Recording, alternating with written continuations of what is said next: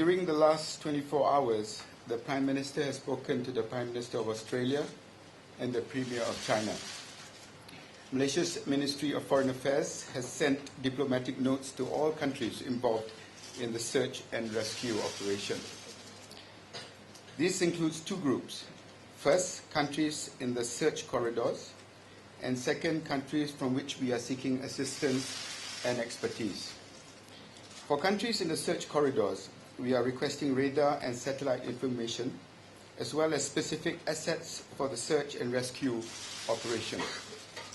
We are asking them to share their land, sea, and aerial search, also action plans, rescue action plans, with the Rescue Coordination Center here in Malaysia, so that we can coordinate the search effort. We have asked for regular updates, including daily reports on both search activities and details of any information required from Malaysia.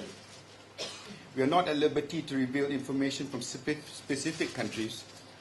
As the coordinating authority, we are gathering all information as part of the ongoing search and rescue operation. Ladies and gentlemen, over the past 48 hours, Malaysia has been working on the diplomatic, technical, and logistical requirements of the search for MH370.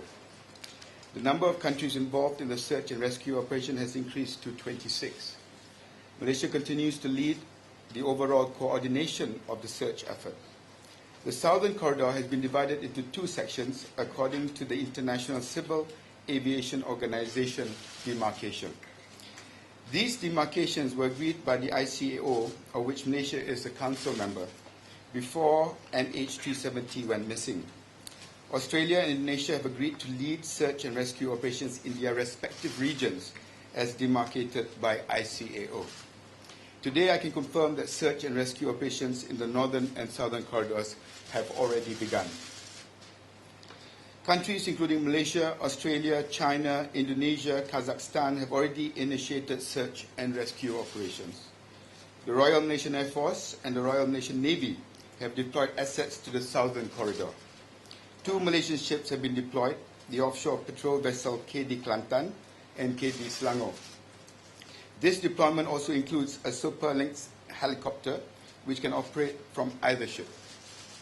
Australia has already moved a P-3 Harian aircraft to the region of Fokus and Christmas Islands, and today the Prime Minister of Australia confirmed that Australia will send an additional two P-3 Harian and a C-130 Hercules.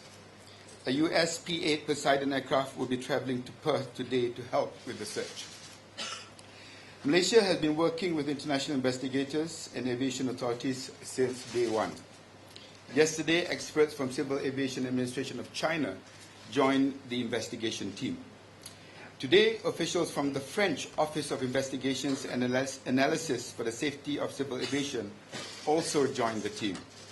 These authorities are working with Malaysian Airlines and the DCA to refine data that can help with the search. On Saturday, 8th of March, the Royal Malaysian Police started investigations into all crew members on board MH370, including the pilot and co-pilot, as well as all ground staff handling the aircraft. On Sunday, 9th March, police officers visited the homes of the pilot and the co-pilot. Officers also spoke to the family members of the pilot and the co-pilot. Police visited the homes of the pilot and co-pilot again on Saturday, the 15th of March. The pilot's flight simulator was taken from his house with the assistance of his family. The simulator was reassembled at the police headquarters. At this point, I would like to stress that Malaysia has been cooperating with the FBI, Interpol, and other relevant international law enforcement authorities since day one. I would also like to address the speculation that Malaysia has held back information about the MH370 movements.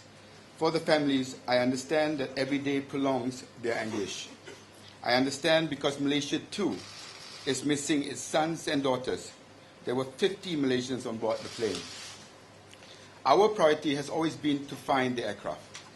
We would not withhold any information that could help, but we also have a responsibility not to release information until it has been verified by the international investigation teams. This responsibility is not only to the families and to the investigation, but also to the search and rescue operations. it would be irresponsible to deploy substantial assets merely on the basis of unverified and uncorroborated information.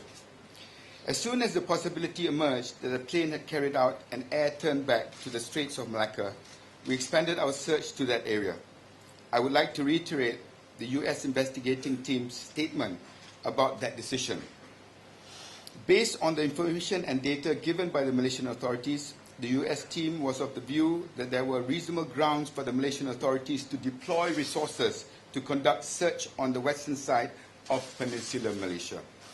As soon as we verified and corroborated the new satellite information as to the possible last known whereabouts of the aircraft, we recalibrated our search efforts to the northern and southern corridors as announced by the Prime Minister.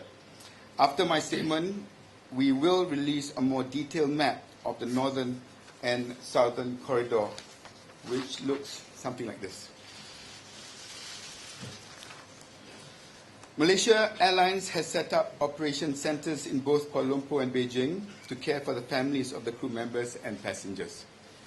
MAS has allocated each family a caregiver who will be on 24-hour duty. They have sent more than 100 staff and caregivers to Beijing. The airline gives daily briefings to the families. They provide counselling sessions, and they contact families that have elected not to come to Malaysia between 2 or 3 times a day. Ladies and gentlemen, over the past 2 days, we have been recalibrating the search for MH370. It remains a significant diplomatic, technical, and logistical challenge. Malaysia is encouraged by the progress made during such a short period of time, and we are grateful for the response by the heads of governments that we have spoken to, all of whom have expressed a commitment of assistance.